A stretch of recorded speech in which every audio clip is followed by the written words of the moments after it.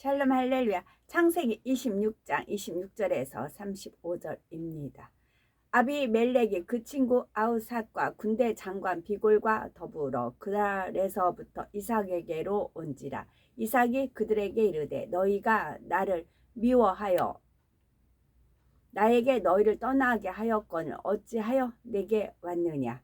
그들이 이르되 여호와께서 너와 함께 계심을 우리가 분명히 보았으므로 우리의 사이 곧 우리와 너 사이에 맹세하여 너와 계약을 맺으리라 말하였노라. 너는 우리를 해하지 말라. 이는 우리가 너를 범하지 아니하고 선한 일만 네게 행하여 네가 평안히 가게 하였음이니라. 이제 너는 여호와께 복을 받은 자니라. 이삭이 그들을 위하여 잔치를 베풀매 그들이 먹고 마시고 아침에 일찍이 일어나 서로 맹세한 후에 이삭이 그들을 보내매 그들의 평안이 갔더라.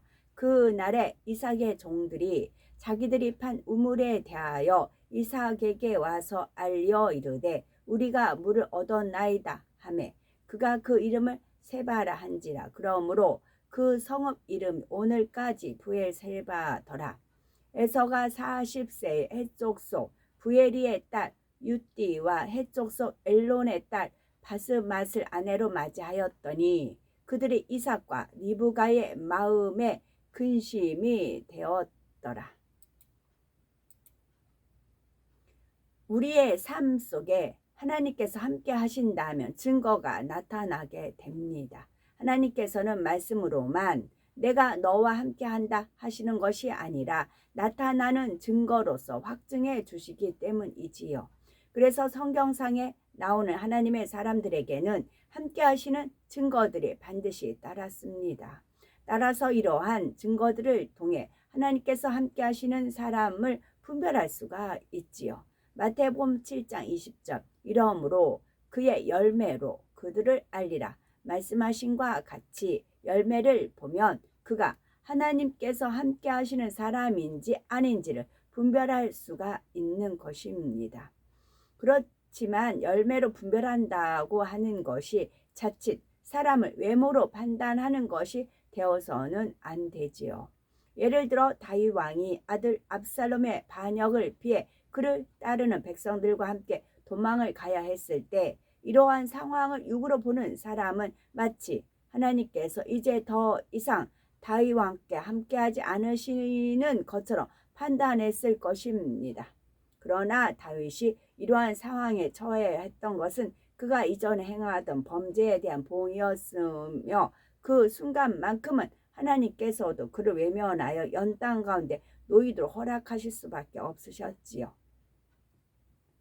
하지만 하나님께서 다윗 왕을 버리신 것이 아니라 연단을 허락하신 것조차도 하나님께서는 다윗을 너무나 사랑하셨기 때문이라는 사실입니다. 그러니 이런 경우에는 단지 외적으로 보여지는 현상만을 가지고 그것을 열매인 것처럼 판단해서는 안 되며 하나님께서는 사람의 중심을 보신다는 사실을 알아야 하지요. 제가 그 광야문 지난주 광야문에 가서 이제 많은 하늘의 기사 표적을 이제 이렇게 봤다고 했어요. 그거를 이제 유튜브 분들이 몇 분 이제 계세요. 근데 유튜브를 찍는데 주로 예배 쪽을 찍었기 때문에 이제 이제 두 커트만 잠깐 올렸죠. 그랬더니 어떤 분도 찍으셨더라고요. 어제에서 이렇게 우연히 이렇게 봤어요. 그 유튜브님은 저를 많이 찍었더라고요. 잡았더라고요. 이렇게 잡았는데 어떤 의도로 잡았느냐. 은혜를 받는 쪽이 아니고 오히려 반대인 관점으로 잡을 수도 있어요. 그거를 저렇게 미치광이 같이 뭐 한다는 쪽으로 잡을 수도 있고 은혜를 받는 쪽으로 잡을 수도 있고 전에 저쪽에서 소나무 있을 때 그 앞에 아저씨가 뭐 영꽃분이다 하면서 뭐 귀신 방언한다 뭐 어쩐다 뭐 그렇게 표현을 했죠. 한편에서 은혜 받을 수도 있고 그런 관점으로 볼 수가 있다고요. 그러면 일일이 내가 왜 그러냐 짜지고 뭐 저렇게 나를 안 좋은 쪽으로 바라보니까 뭐 어쩌고 그렇게 신경 쓰면 하나님 일 못한다고요. 한 명을 위해서 그래도 한 분이라도 은혜 받으면 되니까 그 한 분을 위해서 모션을 취한다는 거지요. 그래서 그래서 안전적으로 이렇게 생각할 수가 딱 있겠더라고요. 그러면 이제 저는 내성적인 성격이기 때문에 더 주춤해지지요.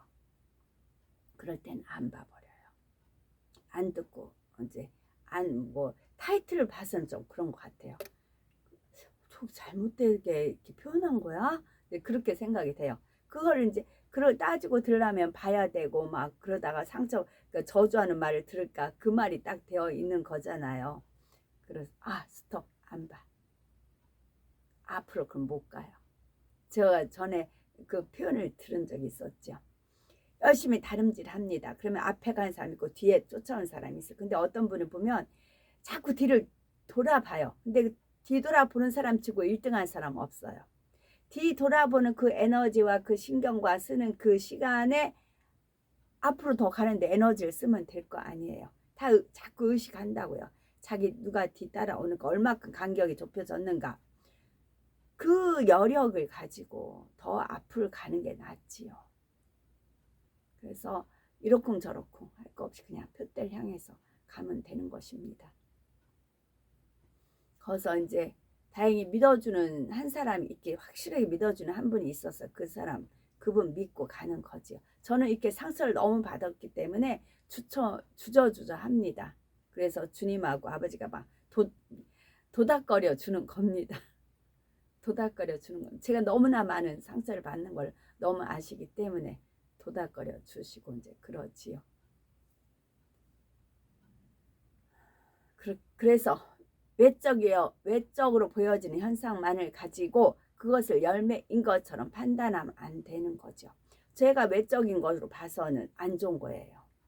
외적인 거로만 봐서는 하나님의 은혜를 모르는 상황에서는 그런 거예요. 그러나 저는 그 봤던 천사들이 항상 지금 연상이 돼요. 그 아름다운 진짜 이렇게 된 거 있잖아요. 그 아기 천사 그 귀여운 아가 천사 있잖아요. 그 모습이 이렇게 있어요. 인상적이죠. 그 아가들은 얼마나 행복해해요.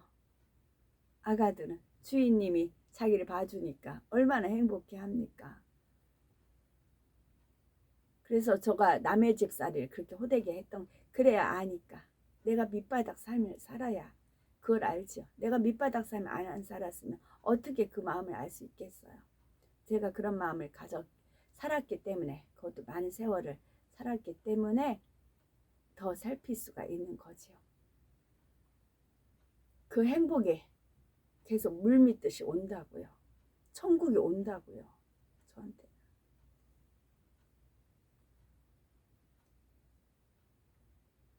그렇다면 우리 중에는 좀 혼동이 된다 생각하실 수 있는 분도 있을 수 있습니다. 분명히 열매로 분별하라고 하셨는데 어떤 사람은 당장 보여지는 열매만 가지고는 분별할 수가 없는 경우도 있으니 이런 경우에는 어떻게 해야 정확하게 분별할 수 있는 것인가 하고 말이죠.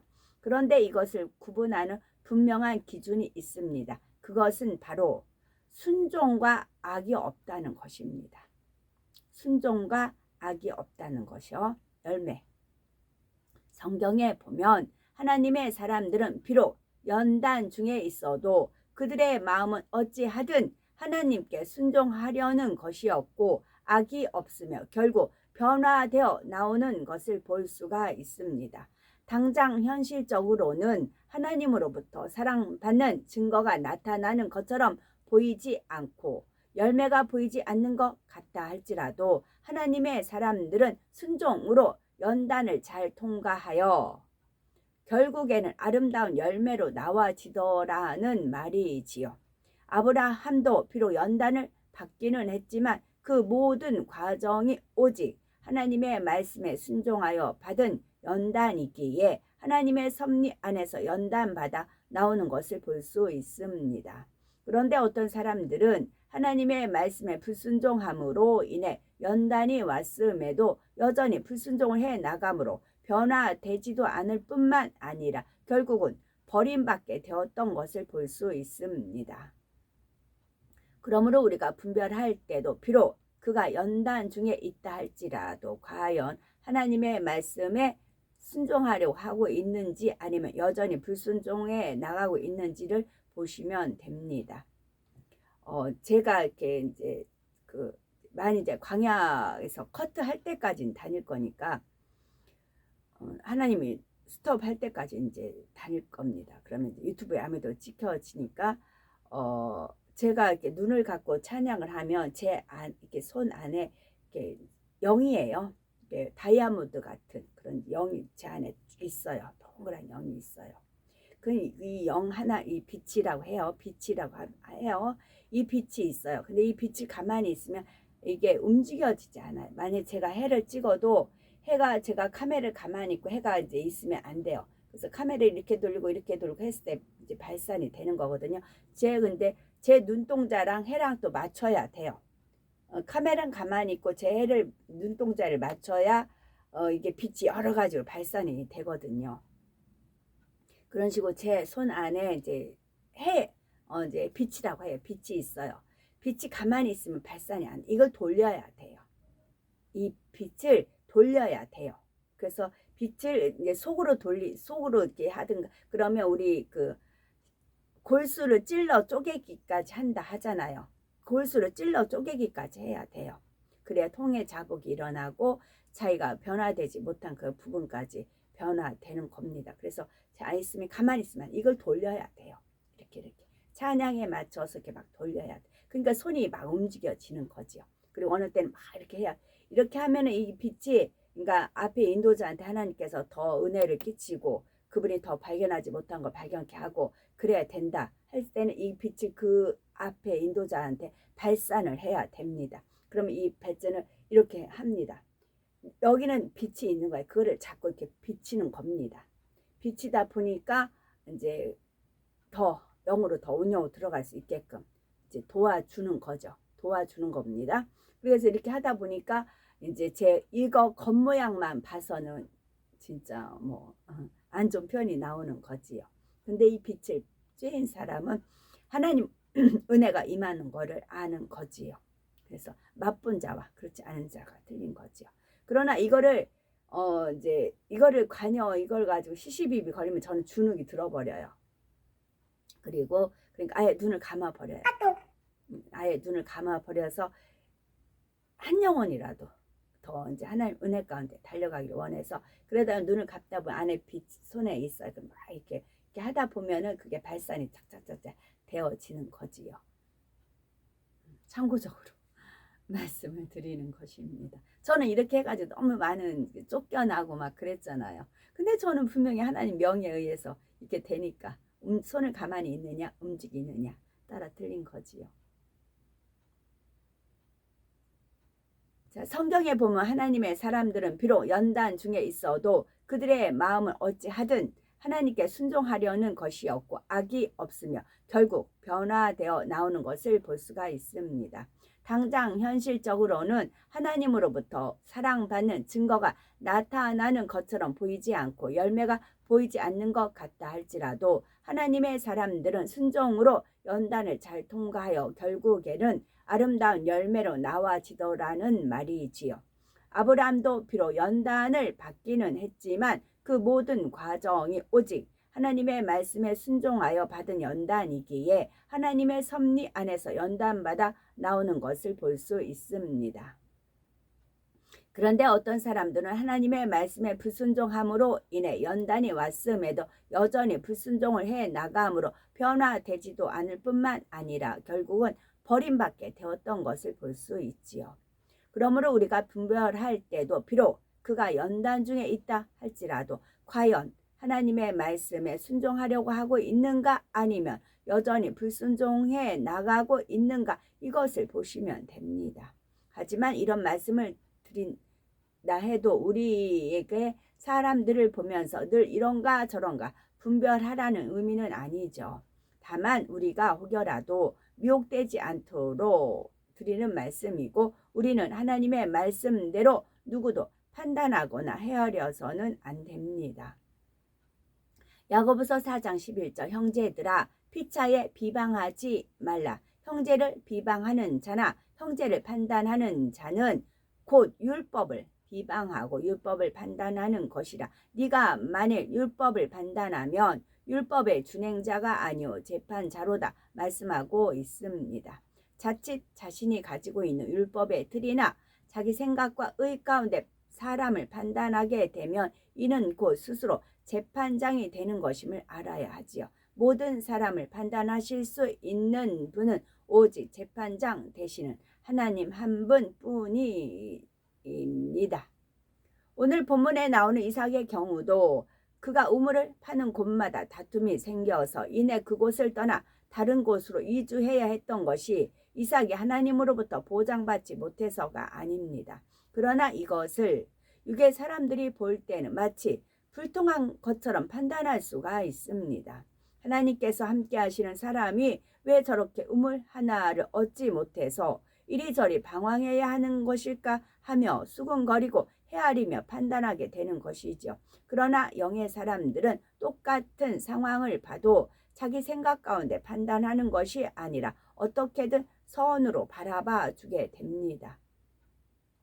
이삭 역시 자신에게 주어진 연단을 선으로 잘 통과하였기에 그 결과는 축복이었던 것을 볼 수가 있지요. 이삭은 자신에게 어려움이 왔을 때에 왜 나에게는 정착할 만한 편번한 땅도 하나 없을까? 왜 내가 우물을 파는 곳마다 이런 시시비비가 생겨서 떠나야 하는 걸까? 이런 생각을 한 것이 아닙니다. 연단을 허락하신 하나님의 깊은 뜻을 깨달았기에 창세기 26장 22절 이제는 여호와께서 우리의 장소를 넓게 하셨으니 이 땅에서 우리가 번성하리로다 하며 감사의 고백을 하는 것을 볼 수 있지요.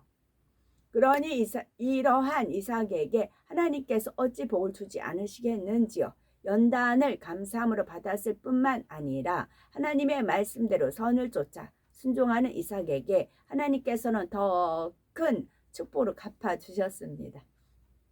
이 수사나 꽃말을 검색을 하고 제가 이제 안 읽어드렸더니 주님께서 이 수사나 지금 좋아하잖아요. 이 꽃말은 신비와 존경 그런 뜻이랍니다. 이삭이 하나님의 보장하심 가운데 얼마나 크게 축복을 받았고 그의 권세가 대단했는지 알 수 있게 해주는 것이 바로 오늘의 사건입니다. 전에는 자신들보다 강성해지는 이삭을 보며 시기하는 마음과 한편으로는 두려운 마음에 이삭으로 하여금 자신들을 떠나라 했던 블레셋의 왕 아비멜렉이 지금에 와서는 직접 이삭을 찾아와 화친할 것을 청하는 것이지요. 그렇다면 아비멜렉이 왜 이런 행동을 한 것일까요? 28절에 여호와께서 너와 함께 계심을 우리가 분명히 보았다 고백하고 있듯이 아비멜렉은 하나님께서 이삭과 함께 하시는 많은 증거들을 보면서 두려워졌던 것이지요. 그러면서 자신이 예전에 이삭으로 하여금 자신들의 땅에서 떠나라 했던 것이 마음에 걸렸던 것입니다. 마치 이삭을 자신들의 땅으로부터 쫓아내듯이 내어보냈던 것이 혹여라도 이제 와서 자신들에게 해가 되어 돌아오지는 않을까 하는 염려와 근심이 있었지요. 자신들이 보기에 이전보다 너무나 강성해진 이삭이 지금 와서 그때의 일을 가지고 트집을 잡으며 어쩌나 하는 마음이 들었던 것입니다. 그러기 때문에 아비멜렉 왕은 친구와 군대 장관까지 데리고 이삭 앞에 직접 나와 화친을 요청하게 된 것입니다. 만약 이삭이 평범한 하나의 족장 정부로서 부와 권세를 가지고 살아간다면 아비멜렉 왕이 이처럼 찾아올 리가 없지요. 따라서 아비멜렉 왕이 이삭을 직접 찾아왔다는 것은 이삭의 부와 권세가 이전과는 비교할 수 없을 만큼 더 커졌다는 것이고 무엇보다도 전능하신 하나님께서 이삭과 함께 하신다는 사실을 아비멜렉이 인정했다는 말입니다. 그것이 아비멜렉에게는 두려움과 떨림으로 다가올 수밖에 없었던 것이지요. 예전에 이삭의 아버지인 아브라함이 그랬던 것처럼 이삭 역시 하나님께서 함께 하심으로 인해 이처럼 존귀한 자로서 인정받게 된 것입니다. 여기서 우리가 한 가지 놓쳐서는 안 될 것이 있습니다. 아비멜렉이 이처럼 이삭을 보면서 하나님께서 그와 함께 하심을 인정했다는 것은 아비멜렉이 비록 이방인이었지만 여호와라고 하는 신이 계신데 그분은 대단한 능력을 가지신 분이며 그분께서 이삭과 함께 하신다는 사실을 알고 있었고 인정했다는 의미가 되지요. 이는 곧 이삭이 자신이 믿는 하나님에 대해 담대히 전하고 알렸음을 말해줍니다. 이삭은 비록 이방인들 사이에 살았지만 그들에게 자신이 섬기는 하나님이 누구시며 어떠한 분이라는 사실을 자신 있게 말했던 것이지요. 내가 이방인들 속에 살면서 혹여 그들과 다른 신을 섬긴다는 사실을 그들이 알게 되면 나에게 어떤 해라도 오지 않았을까 하려 숨기려고 한 것이 아니라 하나님을 자랑스럽게 전했고 하나님의 이름을 높여드렸던 것입니다. 오늘날은 이삭과 같은 상황이 아닌데도 나는 하나님을 믿는 사람입니다. 나는 교회에 다니고 있고 예수님을 구세주로 믿는 하나님의 자녀입니다. 담대하게 말하지 못하는 분들이 있지요. 하나님께서는 이삭과 같이 담대히 하나님의 자녀임을 고백할 수 있고 나의 하나님의 이름을 높이며 자랑할 수 있는 자녀를 기뻐하신다는 사실을 깨달을 수 있기를 바랍니다. 핍박을 당하고 어려움을 겪게 되는 것보다 오히려 그냥 잠잠히 있는 것이 낫다고 생각할 수 있지요. 하지만 마태복음 5장 11에서 11절에 나를 인하여 너희를 욕하고 핍박하고 거짓으로 너희를 거스려 모든 악한 말을 할 때에는 너에게 복이 있나니 기뻐하고 즐거워하라. 하늘에서 너희의 상이 큼이라. 너희 전에 있던 선지자들을 이같이 핍박하였느니라. 말씀하신 대로 설령 주님으로 인해 핍박과 어려움이 온다 해도 그것을 기뻐하고 즐거워하며 승리하는 사람에게는 놀라운 축복과 상이 예비되어 있습니다. 이제 뒤에 이제 영으로 주님이 계시다 말씀을 드렸죠. 안 보이는 사람은 답답하죠. 근데 그래서 저도 그래 투명 인간으로 표현을 해요. 투명 인간, 투명. 물론 지혜롭지 못해서 일부러 핍박을 자초할 필요는 없지만 다니엘 선지자나 그의 세 친구들과 같이 타협하지 않고 믿음을 내보일 때 하나님께서는 이 믿음을 기뻐하신다는 사실입니다. 어떤 분들은 나도 그렇게 하는데 여전히 핍박이 물러가지 않습니다. 이처럼 말할 분이 있을 수 있지요. 그런 분은 우선 내가 너무 지혜롭지 못해서 이러한 핍박이나 어려움을 자초하는 것은 아닌가 스스로 점검해 보아야 할 것이며 또한 내가 입술로는 주를 믿는 사람이라 하면서도 혹여 말과 행동에서는 그리스도의 향기를 바라지 못하고 있지는 않은가 돌아보시기 바랍니다. 정녕 세상의 빛과 소금의 사명을 감당하며 그리스도인으로서 향기를 바라게 되면 설령 당장에는 핍박과 어려움이 온다 해도 하나님께서는 반드시 합력하여 선을 이루어 주십니다. 하나님께서 함께 하시는 증거를 나타내 주심으로 결국은 주변에서도 인정하게 되는 것이지요. 그러나 그렇지 못하여 그리스도인으로서의 향기가 나지 않는 모습이라면 이런 사람은 아무리 핍박과 어려움을 받아도 그것이 주의 이름을 위한 것이라 할 수 없기에 하늘의 상급도 되어지지 않습니다. 핍박과 어려움이 물러가는 것도 아니고 오히려 하나님의 영광만을 가리게 되지요. 그러나 이삭은 자신이 하나님을 섬기는 사람임을 주변 사람들이 알 수 있도록 전했을 뿐만 아니라 그의 삶에도 하나님께서 함께 하시는 증거가 나타났기에 왕이라 할지라도 그를 찾아와 머리 숙이는 것을 볼 수가 있습니다. 핍박을 하는 것이 아니라 오히려 이전에 잠시 이삭을 홀대했던 것까지도 어찌하든 풀어보려고 애쓰는 것을 보게 되지요. 이러한 아비멜렉을 대하는 이삭의 모습은 더 많은 것을 깨닫게 해줍니다. 이삭은 아비멜렉에게 당신이 예전에 어찌하여 나에게 그리하였는가 하고 호통을 친다거나 예전의 일에 대해 보상해 주기를 바란 것이 아니라 아니면 서원해하는 말을 하는 것이 아니라 오히려 그들을 위하여 잔치를 베풀고 그들을 선대하여 보냈다는 사실입니다. 우리라면 이런 상황에서 어떻게 하시겠는지요? 누가복음 6장 35절에 오직 너희는 원수를 사랑하고 선대하며 아무것도 바라지 말고 빌리라. 그리하면 너희 상이 클 것이요 또 지극히 높으신 이 아들이 되리니 그는 은혜를 모르는 자와 악한 자에게도 인자로우시느니라 말씀합니다. 그러므로 설령 나에게 해를 주었고 나를 핍박하며 어렵게 했던 사람이라도 당연히 선의 마음을 가지고 대해야 합니다. 하나님께서는 이처럼 선을 사랑하며 선을 쫓는 사람과 함께 하신다는 사실입니다. 이삭이 하나님께 축복받는 과정 살펴보았습니다. 이삭에게는 그의 아버지인 아브라함에게 하신 하나님의 언약의 말씀이 있었지요. 하지만 이러한 언약의 말씀이 있다 해도 이삭 스스로가 축복받을 그릇을 준비하였기에 그 언약의 말씀이 임할 수가 있었다는 사실입니다.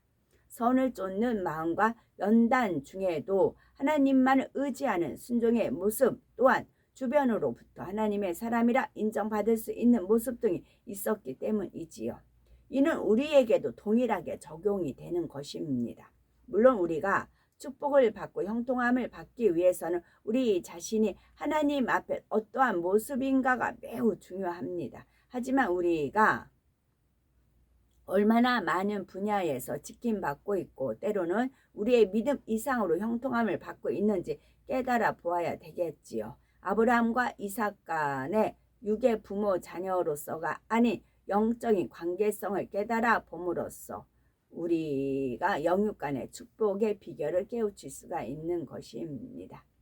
34절 35절에 보면 왜 하나님께서 야곱을 택하실 수밖에 없는지 그 이유에 대해서 나옵니다. 에서가 40세에 헷족소 부에리의 딸 유띠과 헷족소 엘론의 딸 바스맛을 아내로 취하였더니 그들이 이삭과 리브가의 마음에 근심이 되었더라 했습니다.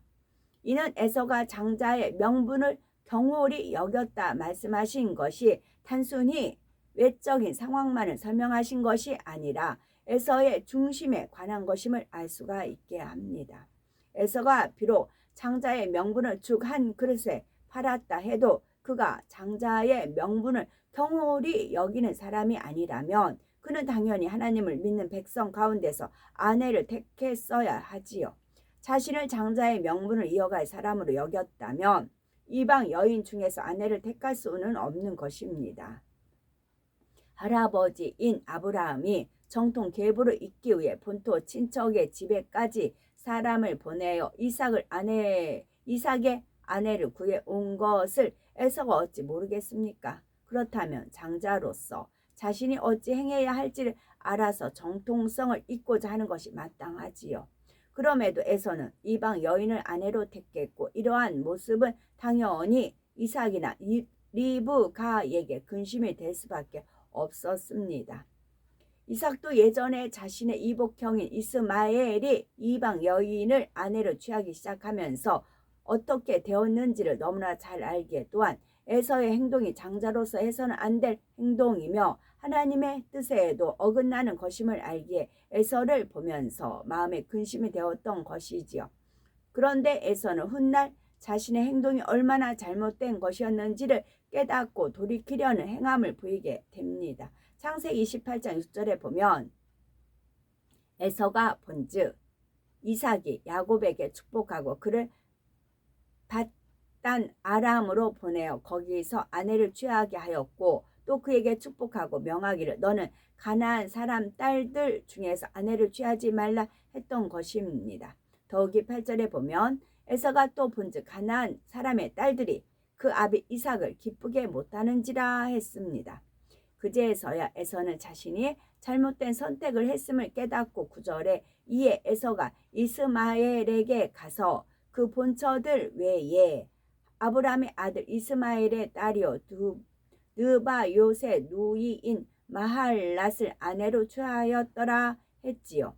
그래서 그나마 아브라함의 후손인 이스마엘을 찾아가 그의 딸 중에서 아내를 취했던 것입니다. 하지만 이미 때는 늦었지요. 처음에 에서가 이방 여인을 아내로 삼고자 할 때에 왜 이삭이나 리브가가 말리지 않았겠습니까? 야곱에게는 너는 가나안 사람들의 딸들 중에서 아내를 취하지 말라 권면했던 것처럼 당연히 에서에게도 무엇이 하나님의 뜻인지를 전했겠지요. 그럼에도 에서는 그 순간 보기에 좋은 것을 택했던 것이고 자신이 집안의 장자로서 어떻게 해야 한다는 사실조차 염두에 두지 않았습니다. 그러니 이러한 에서에게서 야곱에게로 장자의 명분이 옮겨가는 것은 당연한 것이었습니다. 비록 야곱이 강교한 꾀를 써서 형으로부터 장자의 명분을 빼앗기는 했지만 그래도 야곱은 하나님을 경외하는 사람이었고 하나님의 뜻을 따르려는 사람이었습니다. 부모의 권면에도 순종했고요. 이처럼 에서와 야곱 둘 모두가 같은 부모를 통해 태어났고 같은 환경 속에서 자랐음에도 불구하고 둘의 모습이 전혀 다른 것을 볼 수 있습니다. 이와 마찬가지로 같은 가르침을 받고 같은 신앙생활을 해 나가는데도 어떤 사람은 하나님으로부터 칭찬받을 만하며 어떤 사람은 하나님으로부터 외면당하기까지 하는 것이죠. 이는 바로 중심의 차이 때문이며 하나님을 사랑하는 정도의 차이 때문입니다. 똑같은 시간을 기도하고 똑같이 사역을 해도 어떤 중심으로 하나님을 사랑하느냐에 따라 그 열매에 있어서 커다란 차이가 나게 됩니다. 예수님께서도 곁에 두고 가르쳤던 12명의 제자들이 있었지만 그 중에는 베드로와 같은 제자가 있었는가 하면 가룟 유다와 같은 제자도 있었던 것을 볼 수 있지요. 의심 많은 도마도 있었던 것을 볼 수 있고요. 이 역시 중심의 차이인 것이며 얼마나 중심에서 영으로 예수님을 사랑하느냐의 차이인 것입니다. 잠언 8장 17절 나를 사랑하는 자들이 나의 사랑을 입는다는 말씀처럼 하나님께서는 누구를 더 사랑해 주시고 누구를 덜 사랑해 주시는 분이 아니라 우리가 하나님을 사랑하는 만큼 사랑해 주십니다. 그렇다고 이것이 편애하시는 것은 결코 아니지요. 하나님은 공평하게 전 인류를 사랑하시는 것이죠. 그래서 독생자를 주셨던 것이고 하나님은 사랑의 하나님이시기 때문에 하나님의 자녀라면 누구나 다 사랑하시고 공평하게 사랑을 주기 원하시지만 동시에 하나님은 공의의 하나님이시기 때문에 사랑도 공의의 법칙에 맞게 주신다는 사실입니다. 결국 내가 어떻게 하느냐에 따라 하나님의 사랑을 더 받을 수도 있고 덜 받을 수도 있으며 하나님으로부터 중심을 인정받을 수도 그렇지 못할 수도 있는 것입니다. 그러므로 에서의 입장에서는 왜 나에게 와야 할 축복이 동생 야곱에게 가는 것일까 하며 원망하고 불평한 것이 아니라 왜 야곱이 더 사랑받을 수밖에 없는 중심인가를 먼저 생각해 보아야 하는 것입니다. 그래서 그 중심을 닮아 가고자 해야 하는 데에서는 그렇지를 못했기에 결국 에서에게 가야 할 축복이 동생 야곱에게 돌아가는 사건이 발생하게 되는 것이지요. 사람의 중심이라는 것이 본래 타고나는 면도 있지만 태어나 성장하면서 형성되는 면도 있습니다. 또한 주 안에서는 태어나 자라고 성장하면서 이미 굳어져 버린 중심까지도 변화시킬 수가 있기 때문에 어떠한 중심을 가지고 태어났느냐만을 가지고 사람을 평가하기란 쉽지 않지요. 예전에 중심이라는 것은 마음이 굳혀진 것입니다. 사람이 매 순간 마음을 어떻게 쓰느냐 하는 것이 한 번, 두 번 계속 쌓여서 굳어지다 보면 그것이 중심으로 자리 잡게 되는 것이지요. 그런데 마음을 쓰는 것은 결국 행함을 통해 나오게 되어 있습니다. 마음에는 원이로되 육신이 약하도다 하며 핑계를 대는 사람도 있지만 정말 마음에 있다면 반드시 행함으로 나오게 됩니다. 적어도 행함으로 나타내려는 노력이나 애쓰는 모습이 나오게 되는 것이지요. 그래서 사람이 마음을 어떻게 쓰느냐 하는 것은 비록 작은 행함 하나에서도 나타날 수가 있습니다. 마음을 담은 행함 하나하나를 쌓아갈 때에 그것이 결국에는 중심에까지 영향을 주게 된다는 사실입니다. 기도를 한 번 할 때에도, 예배를 한 번 드릴 때에도, 또한 봉사를 하고 어떤 하나님의 일을 할 때에도 어떠한 마음을 가지고 그것을 쌓아가느냐에 따라 마침내는 중심도 변화될 수가 있다는 말입니다. 나는 원래 중심이 안 좋으니까 하고 타고난 중심 탓만 할 것이 아니라 지금 주어진 상황과 환경 속에서 마음을 어떻게 선으로 영으로 쌓아가느냐가 결국에는 자신의 중심이 만들어가게 됩니다. 그러므로 큰 것부터 먼저 바라보지 마시고 우리에게 가장 가까이에 있는 작은 일 하나하나를 먼저 점검해 보시기 바랍니다. 참 순종이라는 것은 순종할 수 없는 것을 순종하는 것입니다. 순종할 수 있는 것은 당연히 하는 것이죠. 그러려면 큰 것에도 당연히 순종해야겠지만 먼저는 작은 일에서부터 순종이 이루어져야 합니다. 처음부터 온전히 순종할 수 있는 중심이라면 좋겠지만 작은 일 하나부터 온전히 순종해 나가는 사람은 점차 큰 일에도 순종할 수가 있고 마침내는 순종할 수 없는 것에도 순종할 수가 있게 되지요. 그러니 아무리 작은 일이라 해도 아무리 작은 일이라 해도 매 선택의 순간마다 하나님의 말씀에 순종해 나가심으로 아브라함과 같이 온전한 순종의 사람으로 나와져야 되겠습니다. 아멘.